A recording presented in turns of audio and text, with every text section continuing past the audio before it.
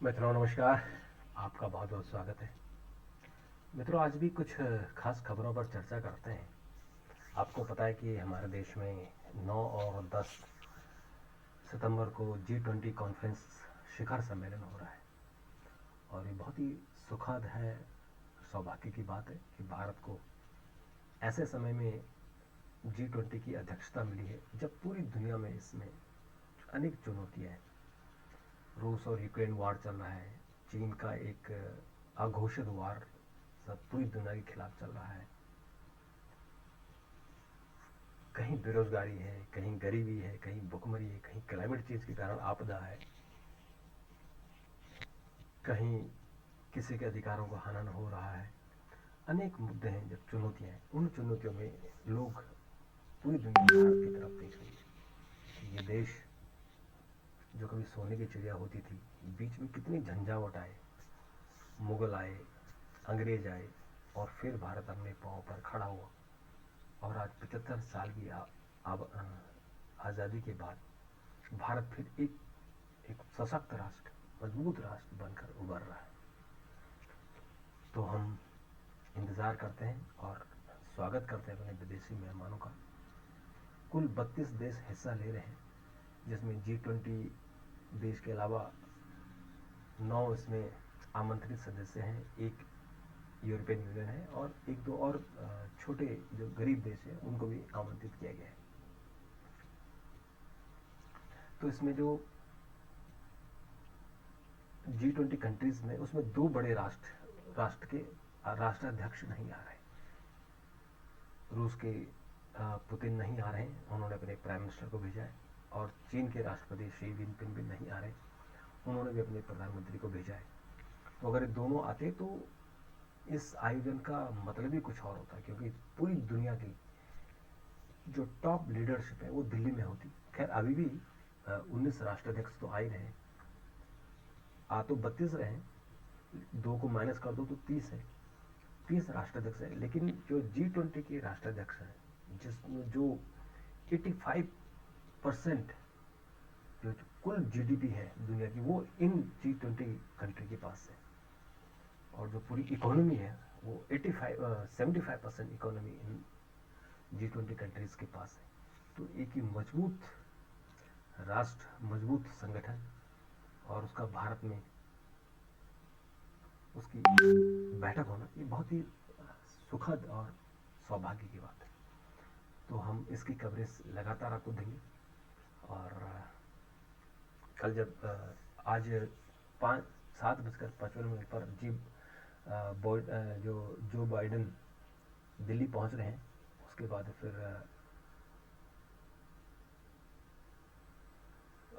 शुक्रवार को ही, यानी उसके बाद ही जब वो दिल्ली पहुंचेंगे तो फिर उनकी प्रधानमंत्री से मुलाकात होगी और एक मीटिंग शुक्रवार को ही होगी, और फिर एक मीटिंग जो शिखर सम्मेलन है, जो G20 शिखर सम्मेलन है, उसके साइड लाइन में दूसरी मीटिंग वहाँ होगी। और ऋषि समुख से भी अलग से मीटिंग होनी है, क्योंकि वो तो भारतीय हैं, बहुत ही खुश होकर और बहुत ही प्रफुल्लित होकर वो भारत आ रहे हैं।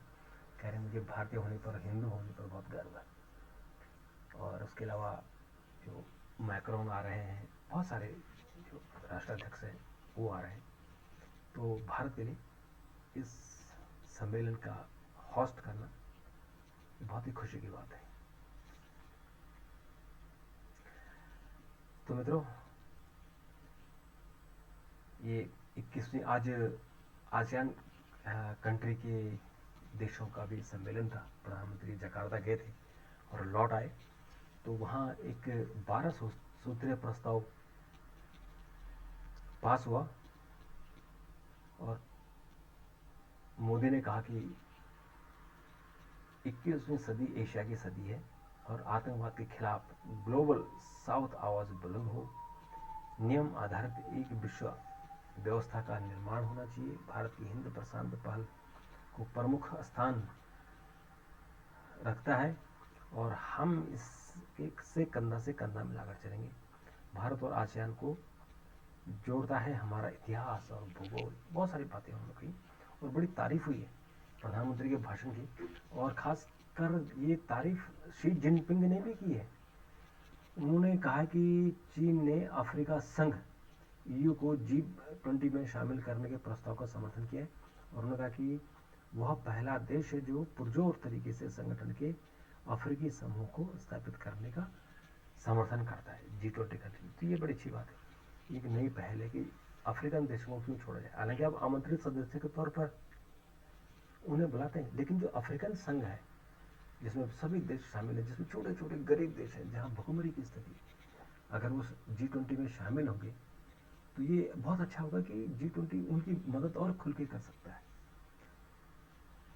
तो मित्रों, इसके अलावा आज मित्रों एक और सुखद खबर आई है कि आदित्य ने पृथ्वी और चंद्रमा की फोटो भेजी है, उनकी सेल्फी भेजी है, बहुत सुखद है। और जो फोटो आई है वो बहुत ही गजब आई है, समंदर की फोटो आई है और साउथ जो अंटार्कटिका है उसकी फोटो आई है समंदर के साथ, और कहीं दूर से वो भारत का एक हिस्सा भी उसमें दिख रहा है।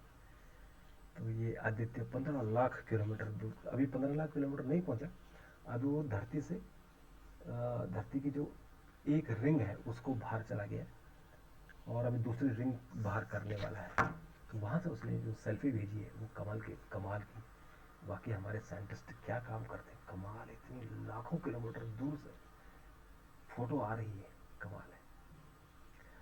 मित्रों, एक खबर है कि प्रधानमंत्री जो राहुल गांधी की मोहब्बत की दुकान है वो हर विधानसभा में खोली जाएगी और ये वाकई दुकान की तरह खोली जाएगी और इसमें बच्चों के लिए पुस्तक और खाने पीने का कुछ सामान होगा और इसमें ये कांग्रेस सपोर्टेड होगी। जो युवा कांग्रेस है वो युवा कांग्रेस ये काम कर रहा है, कोऑर्डिनेट करके जगह जगह मोहब्बत की दुकानें खुला रहा है।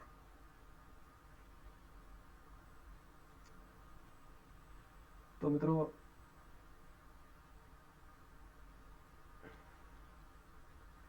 बाइडेन को बीके सिंह और सुनक को रिसीव करेंगे अश्विनी चौबे। तो मित्रों, ये जो ऐसा लग रहा था कि प्रधानमंत्री जो बाइडेन को रिसीव करने जाएंगे, लेकिन वो नहीं जाएंगे।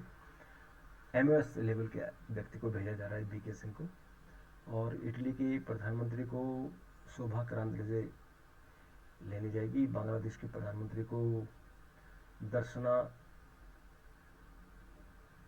जरदोश और ब्रिटेन के प्रधानमंत्री को अश्विनी चौबे।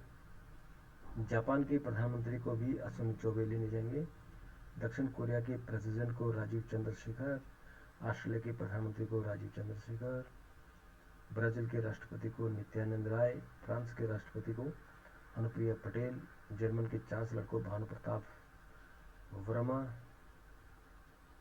और मॉरिशस के राष्ट्रपति को श्रीपद येशो नाइक, ईयू प्रेसिडेंट को प्रहलाद पटेल और स्पेन के राष्ट्रपति को सांतोनो और चीन के प्रधानमंत्री को जनरल बीके सिंह लेने जाएंगे। ये तो प्रोटोकॉल तय हुआ है, तो प्रधानमंत्री किसी को लेने नहीं जाएंगे। हालांकि अभी ब्रिक्स देशों के सम्मेलन में जब प्रधानमंत्री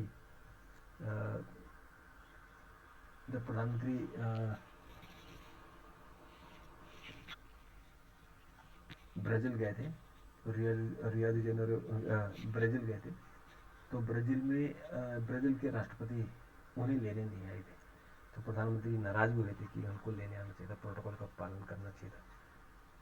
तो इस बार खैर प्रधानमंत्री खुद कहीं नहीं जा रहे, क्योंकि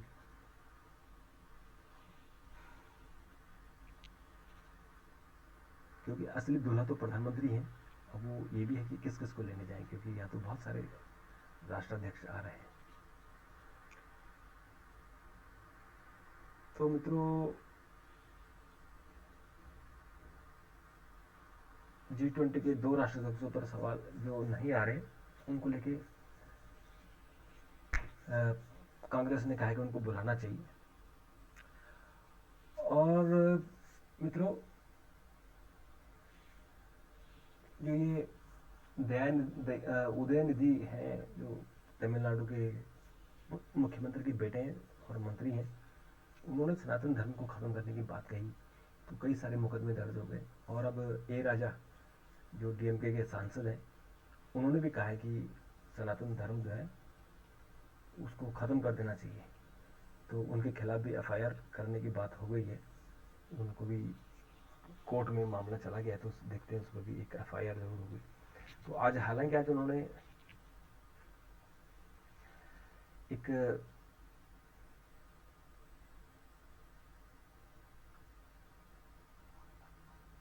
सफाई दी कि उनके बात को तोड़ मोड़ कर पेश किया गया। और स्टालिन ने भी कहा कि जो अमानवीय सिद्धांत हैं जो सनातन धर्म के, उन पर टिप्पणी की थी। असल में सनातन धर्म में थोड़ी सी गड़बड़ियाँ तो थी, हालांकि अब तो खैर समय के साथ कहते हैं उसमें सुधार हो रहा है। जो छुआछूत प्रथा थी वो वाकई खतरनाक थी, अमानवीय थी। और उसमें जो जो जैसे हमने सुना है, पढ़ा है कि जो पंडित लोगों ने किस तरह से जो दलितों का शोषण किया या उन्हें छुआछूत करके अपने आसपास नहीं आने देते थे, ये अमानवीय व्यवहार करते थे। और इसका मुझे लगता है कि जो साउथ के लोग हैं, जो द्रविड़ लोग हैं, उन्होंने शायद इसको ज़्यादा भुगता है। और इसलिए वो साउथ के लोग सभी जितने द्रविड़ हैं, चाहे वो तेलुगु हो, चाहे वो तमिल हो, मलयाली हो, या इन लोगों में, क्योंकि अधिकतम लोग, ब्राह्मण बहुत कम थे इनमें, और अधिकतर लोग जो दलित है या ओबीसी थे, उन्होंने बिल्कुल अपना ही एक नया ही धर्म शुरू कर दिया। जो द्रविड़ धर्म है, इनकी पद्धति, रीति रिवाज सब अलग है। हालांकि अपने आप को हिंदू मानते हैं, लेकिन इनके सब कुछ अलग है।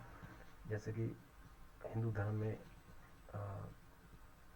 शव को जलाया जाता है, यानी चिताग्नि दी जाती है, अग्नि दी जाती है, शरीर को भस्म किया जाता है।